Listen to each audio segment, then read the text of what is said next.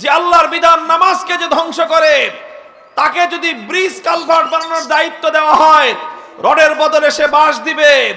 তাকে যদি রাস্তা নির্মাণ করার দায়িত্ব দেওয়া হয়, রাস্তার মধ্যে বিটুমিন আর আলকাতরার বদলে সে কেরোসিন তেল ঢালবে।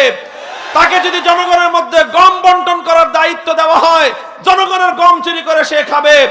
তাকে রাষ্ট্রের যেই দায়িত্বই প্রদান করা হবে, সেই দায়িত্বের মধ্যে জনগণের টাকা লুটপাট করবে, চুরি করবে, জুলুম করবে, বেইনসাফি করে দেশের জনগণের সম্পদ লুটপাট করে বিদেশে বেগম পাড়া করবে।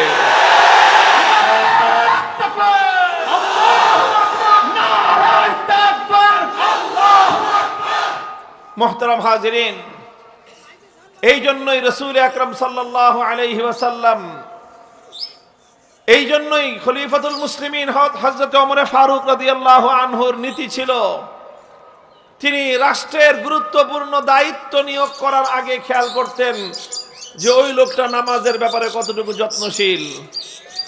ওনার নীতি ছিল যে নামাজের প্রতি যত্নশীল, রাষ্ট্রীয় দায়িত্ব পালন করার ক্ষেত্রে সে যত্নশীল হবে।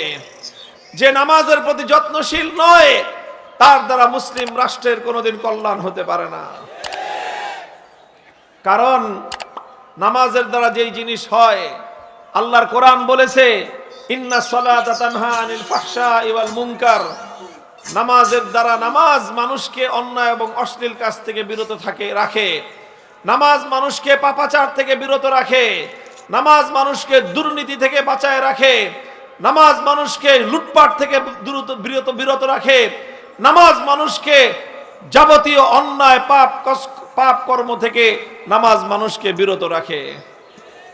এই জন্য আল্লাহ পাক রব্বুল আলামিন দেশের উন্নয়নের জন্য, জাতির উন্নয়নের জন্য রাষ্ট্রকে বলেছেন, সরকার